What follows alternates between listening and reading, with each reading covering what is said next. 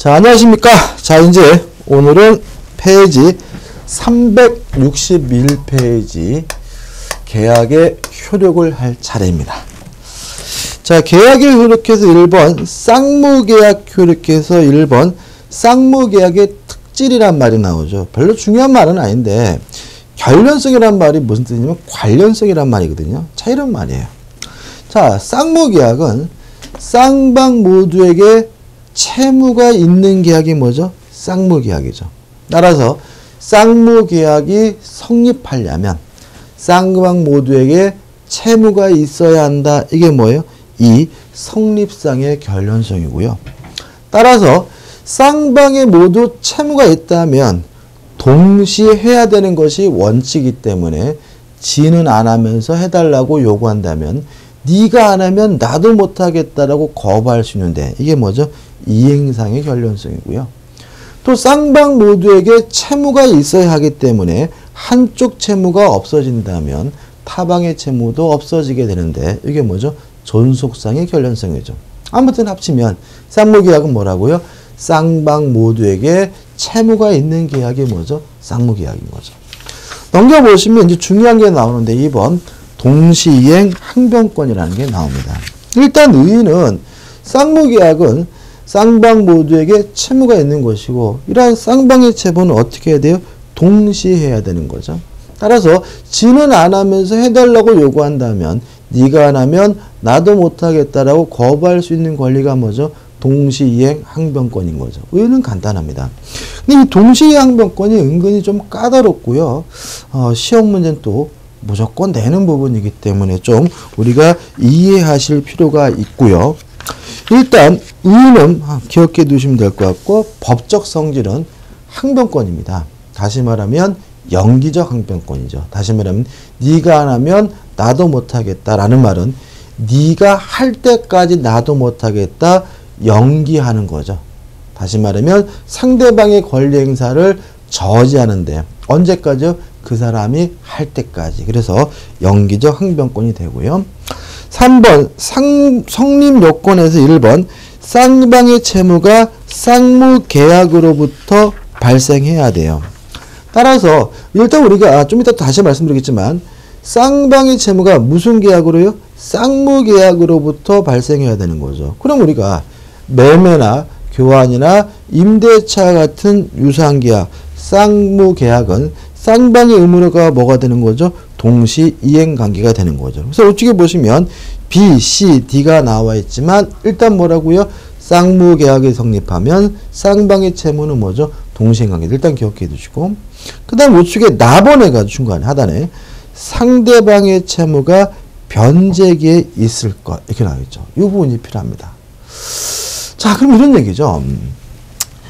상대방의 채무가 변제기에 있어야 동시 이행 항변권을 행사할 수 있다라는 말은 먼저 이행하기로 한 사람 선이행 의무자는 원칙적으로 동시 이행 항변권을 뭐 할 수 없다는 거죠? 행사할 수가 없다는 거죠. 먼저 하기로 했으니까 네가 안 하면 나도 못하겠다라고 뭐 할 수 없는 거예요? 거부할 수가 없는 거예요. 이게 원칙인 거죠. 근데 항상 그러느냐? 아니에요. 예외적으로 선이행 의무자도 동시이행 항변권을 행사가 가능한 경우가 있는데 두 가지입니다. 첫째, 상대방에게 후이행 의무자겠죠. 이행이 곤란한 현저한 사유가 발생했다면 이때는 후이행 의무자라도 동시이행 항변권 행사할 수가 있고요. 두 번째, 선이행 의무자가 이행 지체 중 상대방의 이행기가 도래한 경우에는 선이행 의무자로 동시에 항변권 행사하는 것이 뭐예요? 가능해요. 무슨 말인가 싶죠? 여기서 이제 사례를 생각해 봐야 돼요. 자, 보자고요. 갑이라는 사람이 부동산 토지를 가지고 있어요. 근데 을과 만나가지고 매매 계약을 했거든요. 그럼 매매 계약은 쌍무 계약이니까 쌍방의 의무는 동시행 관계인가요? 자, 근데 문제는 우리가 부동산을 매매할 때는 현찰박치기가 아니라는 거죠. 먼저 매수인은 매도인에게 먼저 뭘 주게 돼요? 계약금을 주게 되고요.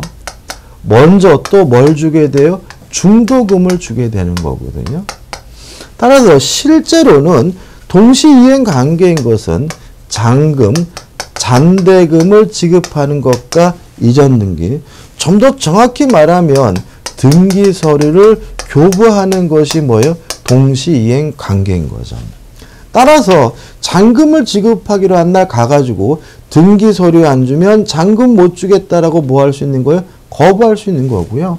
또 갑의 입장에서는 네가 나한테 잔금 안 주면 등기 서류 못 주겠다라고 뭐 할 수 있는 거예요? 거부할 수 있는 거예요.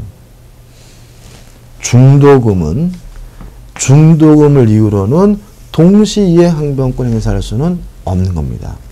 왜냐하면 선이행 의무이거든요. 다시 말하면 등기 서류를 교부받기 전에 먼저 주기로 한 돈이기 때문에 중도금을 이유로는 동시이행 항변권 행사할 수는 없는 거예요. 따라서 중도금 주기로 한 날 등기 서류 안 주면 중도금 못 주겠다라고 뭐 할 수 없는 거예요? 거부할 수가 없는 거죠. 이것이 뭐예요? 원칙인 거예요. 항상 그러느냐? 자, 우리 중도금을 지급하기로 한 날 혹시나 싶어서 등기부 등본을 떠봤더니 갑자기 그 토지에 가압류가 되어 있어요. 그러면 바보가 아닌 다음에야 중도금 안 주겠죠. 이게 뭐예요? 상대방에게 이행이 곤란한 현저한 사유가 생겼다면 선이행 의무인 중도금 지급도 뭐 할 수 있는 거예요? 거절할 수가 있는 거예요. 어렵지 않죠? 그죠? 자, 이거 끝났죠. 자, 근데 가압류 같은 거 없었어요. 그냥 뭉갰어요. 중도금을 안 줬어요. 이게 뭐예요? 이행지체죠.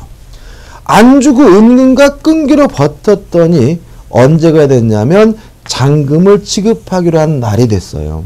그러면 상대방은 뭐죠? 등기서류를 교부하기로 한 날이 됐으니까 이행지체 중 상대방의 뭐가 도래한 거예요? 이행기가 도래한 거예요.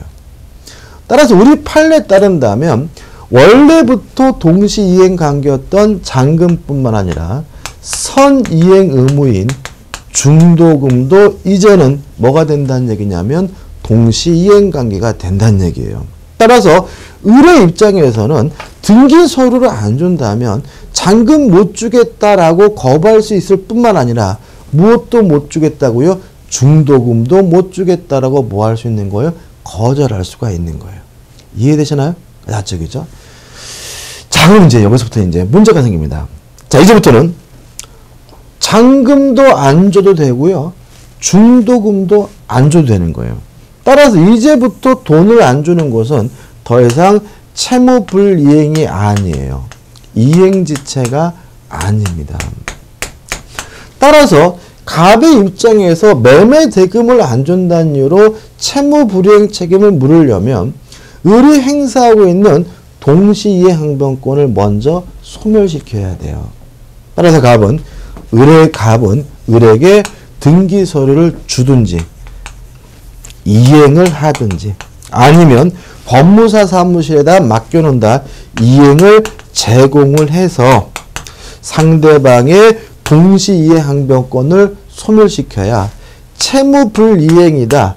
이행지체란 이유로 계약을 해제하는 것이 가능하게 됨을 주의하시기 바랍니다. 그래서 아주 이상해져요. 우리 갑의 입장에서는 아니 세상에 이 그지 같은 놈은 잔금뿐만 아니라 무엇도 안 주고 있어요? 중도금도 안 주고 있는데 안 줘도 뭐가 아니래요? 채무불이행이 아니래요. 그래서 채무불이행이라는 이유로 계약을 해제하려면 먼저 나부터 뭐 하래요? 등기서류 주래요. 이거 이상하거든요. 그래서 시험 문제 잘 나오는 거예요. 비싼 것도 뭐가 있냐면 자 우리가 전세권에서 전세금의 반환과 목적물의 반환은 뭐예요? 동시행 관계잖아요. 따라서 전세 그 목적물을 반환하지 않으면 전세금 반환을 뭐 할 수 있어요? 거부할 수가 있으니까 전세금은 안 주는 것은 뭐가 아니에요? 이행지체 채무불이행이 아니니까 전세권자가 경매를 신청하려면 그 동시이행 항변권을 소멸시키기 위해서 먼저 뭘 해줘야 된다고요? 집을 비워줘야 한다라는 이상한 논리도 그때 뭐 한 거죠? 생긴 거죠. 여기까지 이해해 두시면 동시항변권은 일단 한 70%가 끝난 거예요.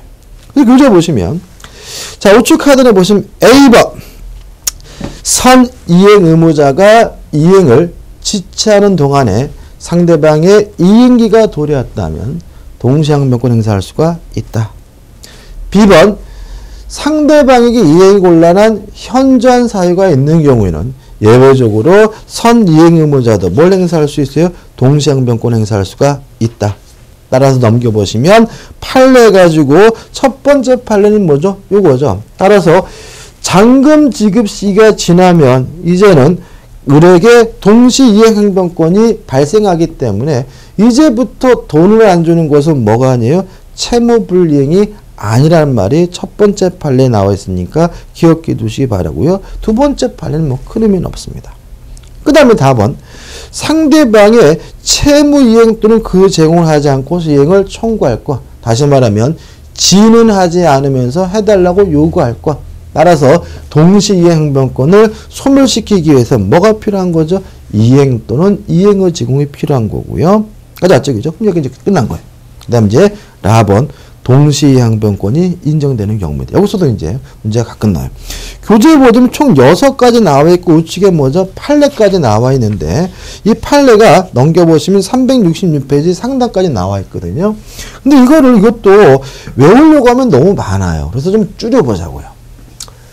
자, 지금 제가 뭘 설명드리냐면 언제 동시이행 항변권이 인정이 되느냐 그거잖아요. 근데 앞에 나와 있어서 여기 안 적혔지만 가장 대원칙이 뭐냐면 쌍무계약인 거죠. 따라서 매매다, 교환이다, 임대차다라는 쌍무계약이 나오면 따질 필요 없이 쌍방의 의무는 뭐예요? 동시이행 관계예요. 여기서 지문의 한 8, 90%가 뭐가 되냐면 해결이 돼요. 두 번째, 어떤 이유든지 간에 원상 회복해야 되는 관계는 우리 판례가 기본적으로 동시이행 관계로 봅니다. 다시 말하면 뭐 무효가 돼서 원상 회복을 하든 취소가 돼서 원상 회복을 하든 해제가 돼서 원상 회복을 하든 원상 회복해야 되는 관계는 다 뭐가 돼요? 동시이행 관계가 되고요. 특히 이 경우에는 무엇도 함께 발생하게 되냐면 유치권도 함께 발생하게 됨을 주의하시기 바랍니다. 따라서 우리가 이제 공부하다 보면 유치권과 동시항변권은 별개처럼 이해돼가지고 동시이행 항변권이 발생하면 유치권이 성립되지 않을 것이라는 오해가 생길 수가 있는데, 자, 무효, 취소, 해제가 돼서 원상 회복하는 경우에는 동시이행 항변권도 발생하고 무엇도 발생해요? 유치권도 발생하게 되고요. 유치권에서 뭐라고 배웠냐면 동일한 법률 관계로부터 발생한 채권 해가지고 배웠던 부분입니다. 꼭 기억해 두시고요. 다 한 겁니다. 그죠? 그 다음에 이제 세 번째로 돈을 갚는 겁니다. 변제. 돈을 갚는 것과 영수증을 교부받는 것은 동시이행 관계입니다. 돈을 갚는 것과 담보 목적으로 교부된 어음을 반환받는 것은 동시이행 관계입니다. 따라서 영수증 안 준다면 돈 못 갚겠다라고 거부할 수가 있는 거고요. 담보 목적 교부된 어음을 돌려주지 않으면 돈 못 갚겠다라고 거부할 수 있다는 거 주의하시기 바라고요. 원래는 동시이행 항변권이 인정이 되면 이행 지체 책임이 발생하지 않는데 이 어음에 대해서만은 동시이행 항변권은 인정되지만 이행 지체 책임은 발생한다라고 판시하고 있으니까 주의하시기 바랍니다. 자, 이런 얘기죠.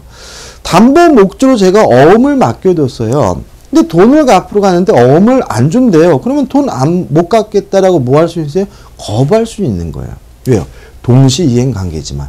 다만 늦게 주게 됐기 때문에 지연 배상은 해줘야 된다. 이행 지체 책임은 부담하게 된다는 거 특색이 있으니까 좀 기억해 두시기 바라고요.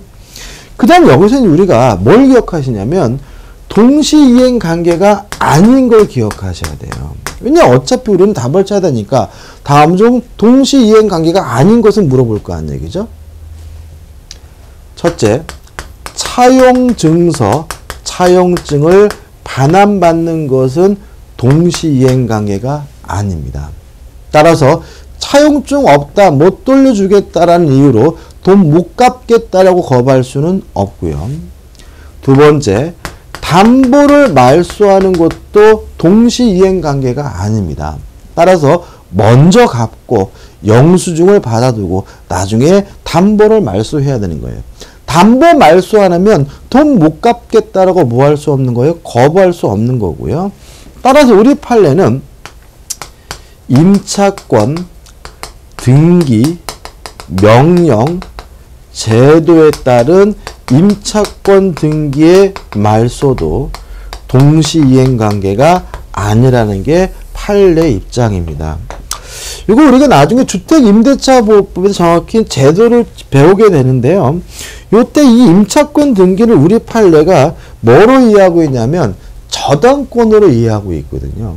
따라서 이것도 일종의 담보 말소와 마찬가지로 동시행 관계가 아니다라고 판시하고 있으니까 요 세 가지는 뭐가 아니에요? 동시행 관계가 아니라는 거 꼭 기억해 두시면 문제를 뭐 할 수 있는 거죠? 풀 수가 있는 거죠. 그러면 동시에 항변권 좀 까다롭긴 하지만 아까 말씀드린 이 선이행 의무자 문제 정확히 사례까지 이해하시고요. 두 번째, 언제 동시에 항변권이 인정되고 인정 안 되는지 이 정도만 정확히 기억하신다면 충분히 여러분들은 문제를 풀 수가 있습니다. 끝입니다. 그 다음에 효력입니다. 일단 항변권 행사와 그 시기, 항변권은 주장을 해야 효력이 생기는 것이 원칙이고요. 나번 본질적 효력인데 동시이행 항변권이 인정된다면 이행하지 않아도 이행지체가 아니다 채무불이행이 아니고요. 주의하실 것은 동시이행 항변권이 붙은 채권을 자동 채권으로 해서 상계할 수는 없다는 거 결론을 좀 외워두셔야 돼요. 이거는. 왜냐하면 우리가 상계 자체가 시험 범위가 아니라서요. 자동 채권, 수동 채권 개념까지 설명드릴 수는 없거든요. 그러니까 이걸 좀 외우세요. 자동 채권에 동시이행 항변권이 붙어 있으면 뭐 하지 못합니까? 상계하지 못합니다. 그 다음에 판례는 제가 말씀드린 요겁니다. 변제하는 것과 담보 목적이 어음반하는 동시행 관계지만 얘는 특별히 뭐는 부담해요? 이행지체 책임을 부담한다는 판례가 나와 있고요. 다음은 소송상 효력인데 만약에 이러한 동시이행 항변권이 재판에서 문제가 됐다면 주장을 해야 하지만 법원이 고려해 주게 된다는 거 주의하시기 바랍니다. 끝입니다. 자, 그 다음 우측에 보시면 이제 3번 해가지고 뭐가 나오냐면 위험부담이 나옵니다. 위험부담. 자, 보자고요. 자, 불능이요. 원시적 불능하고 후발적 불능이 있죠. 자, 우리 민법 총칙할 때 원시적 불능은 무효지만 후발적 불능은 유효라고 배웠어요. 따라서 이행을 해야 되는데 이행을 못하게 됐다면 뭐라도 줘야 되냐면 책임이라도 줘야 돼요. 이 책임을 어떻게 지는지는 둘로 나뉘게 됩니다. 첫째, 채무자에게 후발적 불능에 대해서 고의, 과실이 있는 경우와 채무자에게 후발적 불능에 대해서 아무런 고의도 없고 과실도 없는 경우로 나누게 되고요. 만약에 후발적 불능이고 채무자에게 고의, 과실이 있으면 무슨 책임을 부담하냐면요. 채무 불이행 책임으로 갑니다. 채무 불이행 중에서도 뭐가 되냐면 할 수 없어서 못하는 이행 불능 문제로 가게 돼요. 이거 우리가 언제 할 거냐면 해제할 때 봐야 돼요. 그 다음에 후발적 불능인데 채무자에게 고의 과실이 없으면 이게 지금 하고자 하는 뭐가 되냐면 위험부담 문제가 됩니다. 따라서 위험부담이란 뭐냐면요.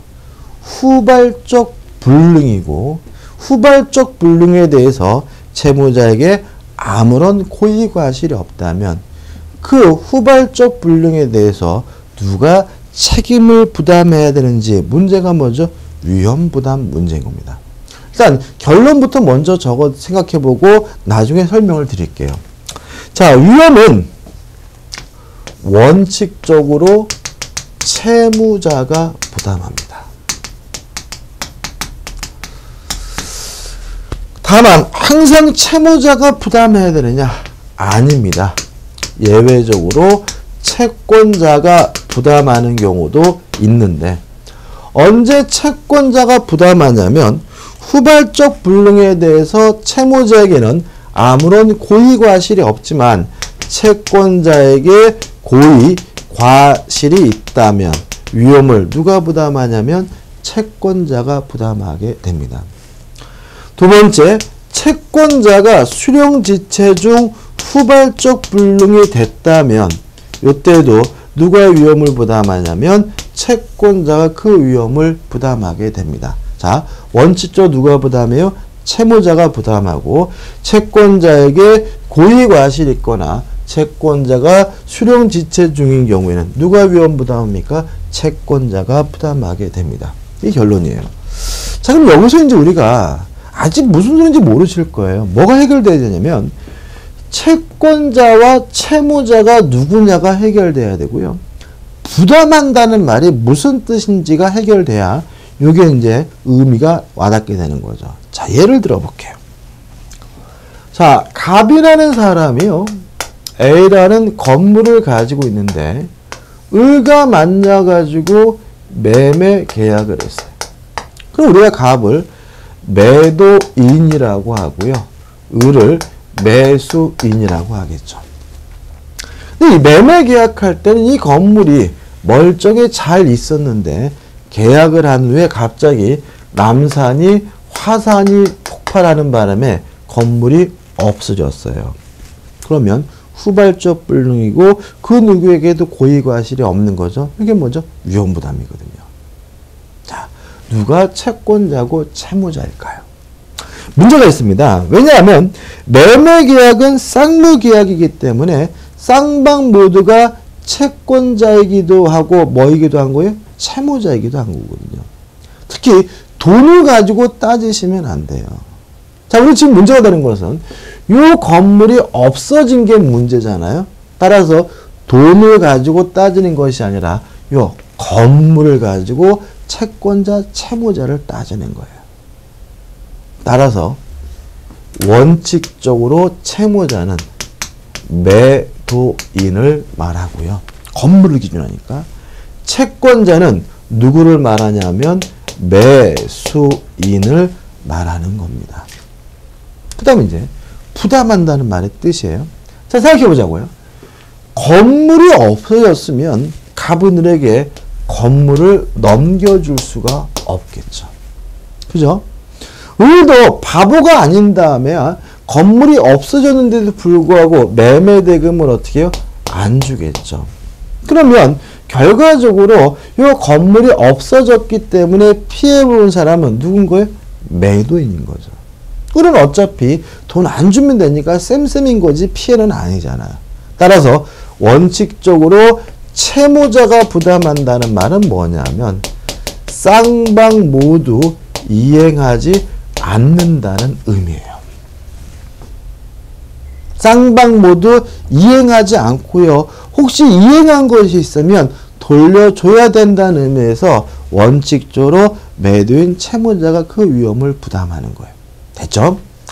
근데 만약에 남산이 화산 폭발한 것이 아니라 을의 과실로 인해서 화재가 발생했다고 가정을 해보면 갑이 건물을 못 넘겨주는 것은 마찬가지지만 건물을 못 넘겨주게 된 이유는 누구 때문이에요? 을 때문이니까 을은 갑에게 매매대금을 뭘 해야 되냐면 지급을 해야 되는 거예요. 따라서 매수인 채권자가 부담한다는 말은 후발적 불능인데도 불구하고 매수는 여전히 대금을 지급해야 한다는 의미가 되는 거죠. 이해되시나요? 자, 그럼 여기서 좀 생각해 볼 게 있어요. 자, 만약에 채권자에게 고의 과실이 있다는 이유로 건물을 넘겨주지 않는데도 불구하고 우리 매매대금을 지급해야 된다면 요 을에게 뭐가 생기냐면 갑에게 뭐가 생기냐면 이득이 생길 수가 있어요. 예를 들어 가지고 갑이 을에게 정상적으로 이전 등기를 해주면 갑에게 양도소득세가 부과될 예정이었어요. 근데 건물이 없어지는 바람에 안 넘겨주니까 뭘 안 내도 돼요? 양도소득세를 안 내도 되겠죠. 근데 만약에 갑이 을로부터 매매대금을 다 받게 된다면 그만큼 갑에게 뭐가 생기는 거예요? 이득이 생기는 거죠. 따라서 그 이익만큼은 깎아줘야 된다. 이익은 상환해 줘야 된다는 거 기억해 두시기 바라고요. 다시 말하면 양도소득세만큼 뭘 해야 돼요? 깎아줘야 돼요. 그 다음에 채권자가 수령지체 중 후발적 불능이 되면 누가 위험 부담해요? 채권자가 부담해야 되거든요. 왜 그러느냐? 자, 원래 매매 계약을 하고 인도 전이라면 누가 점유하고 있냐면 매도인이 점유하고 있으니까 매도인이 그 위험을 부담하는 거고요. 인도 후에는 매수인이 그 위험을 부담하는 거거든요. 따라서 정상적으로 인도가 이루어졌다면 어차피 누가 위험을 부담할 문제였어요? 매수인 채권자가 위험을 부담할 문제였기 때문에 채권자가 수령지체 중 후발적 불능이 된 경우에는 누가 위험 부담하는 거예요? 채권자, 매수인이 그 위험을 부담하는 거예요. 다 됐나요? 자, 여기까지 정리해 볼게요. 자, 후발적 불능이고 채무자에게 아무런 고의과실이 없다면 이걸 우리가 뭐죠? 위험 부담 문제라고 하는데 위험은 원칙적으로 누가 부담합니까? 채무자, 매도인이 부담합니다. 따라서 쌍방 모두 뭐 할 필요 없는 거죠? 이행할 필요가 없는 거예요. 다만 채권자에게 고의과실이 있거나 채권자가 수령지체 중인 경우는 채권자가 위험을 부담하기 때문에 매수인이 대금을 지급해야 되는데 다만 이익은 상환해 줘야 되고요. 왜 수령지체 중에 후발적 불능이 되면 채권자가 그 위험을 부담하느냐?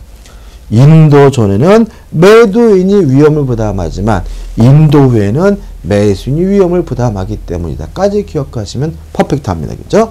교재 보시면 의 나와 있고 채무자 위험 부담주의 나와 있고 3.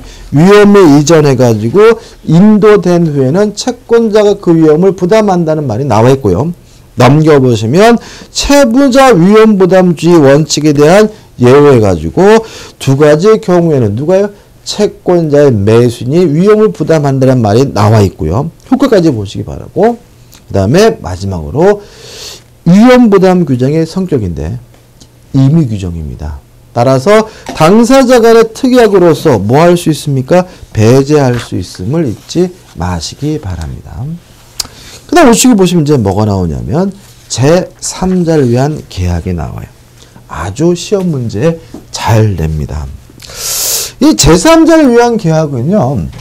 내용 자체가 어렵지는 않아요. 문제가 뭐냐면 용어가 아주 그지 같습니다. 용어가. 그래서 요 제3자를 위한 계약은 여러분들이 먼저 무엇부터 해야 되냐면 용어부터 해야 되는데 일단 이 제3자를 위한 계약을 수험생분들이 까더라 하세요. 왜냐하면 사례로 시험 문제가 나오는 것이 일반적이거든요. 다행스럽게 사례는 한 가지 사례는 나와요. 그래서 제가 지금 말씀드리는 이 사례를 가지고 용어도 정리하고 내용도 정리하는 겁니다. 자, 사례는 이런 사례가 출제가 됩니다. 자, K라는 사람이 병으로 할게요. 병이라는 사람이 갑에게 1억을 빌려줘서 1억을 달라고 요구할 수 있는 채권자예요. 근데 갑이 병한테 1억을 갚아야 되는데 돈이 없어요.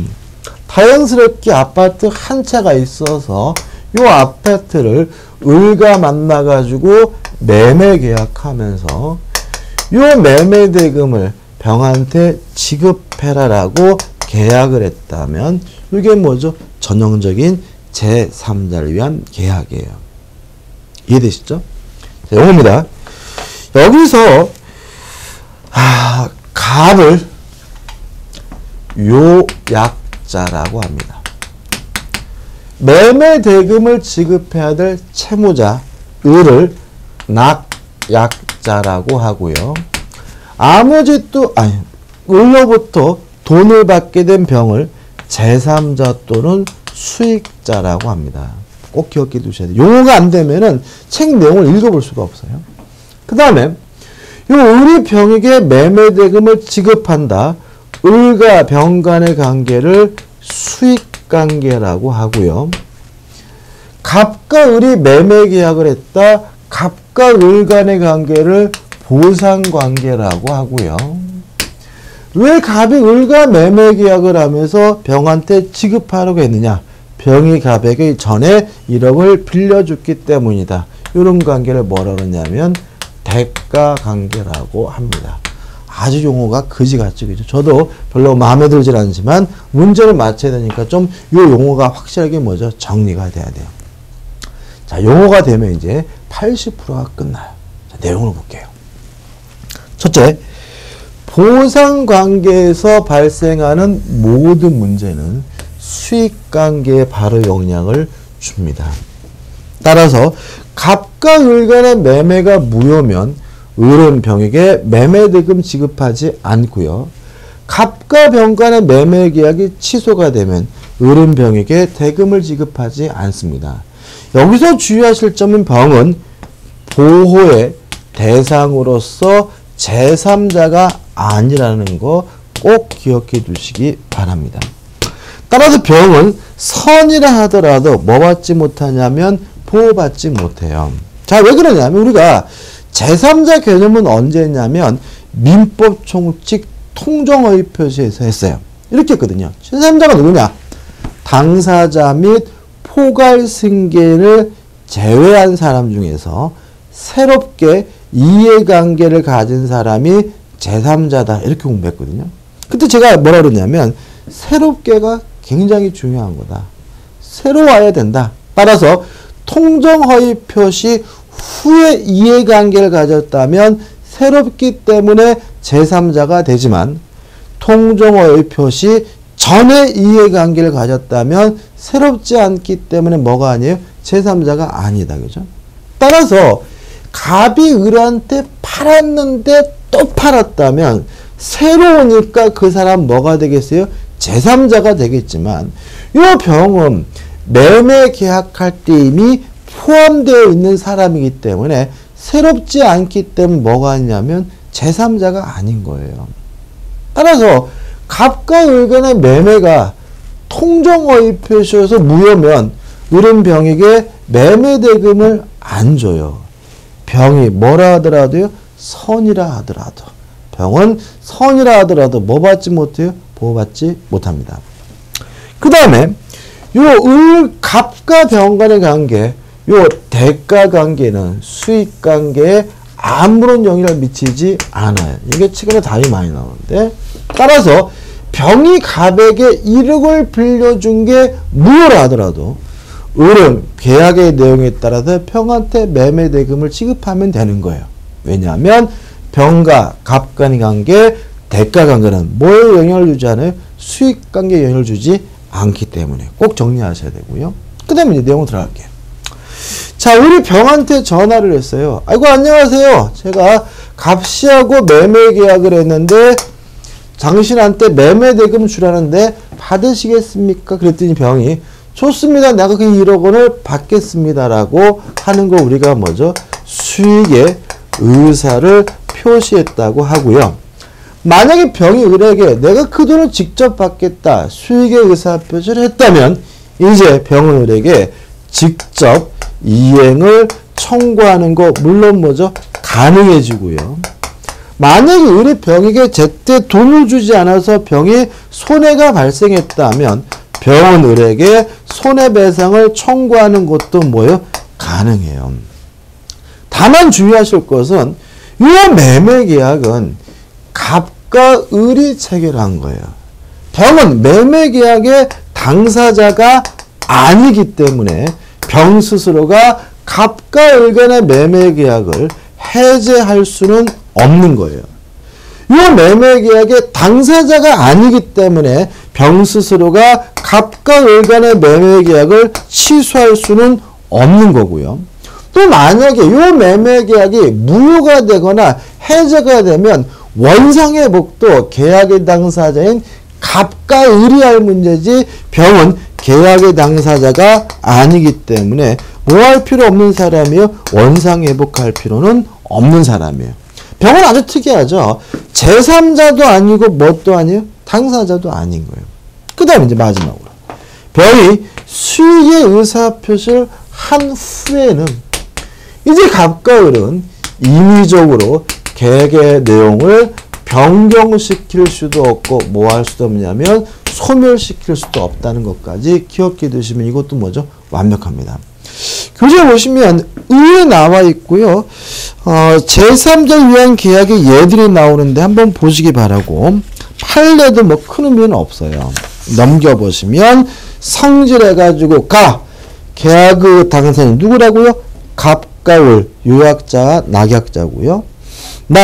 제3자, 수익자는 낙약자에게 직접 이행을 청구할 수 있는 권리를 취득하게 되고요.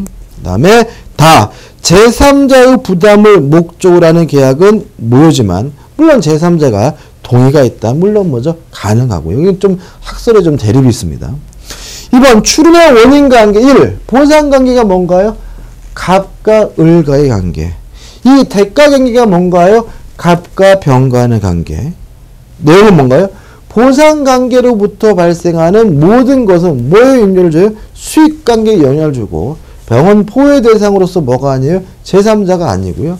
대가관계는 직접적으로 수익관계에 아무런 영향을 미치지 않는다는 거 기억해 두시기 바라고 하단의 성립요건은 큰 의미 없어요. 한번 읽어보시면 될 것 같고요.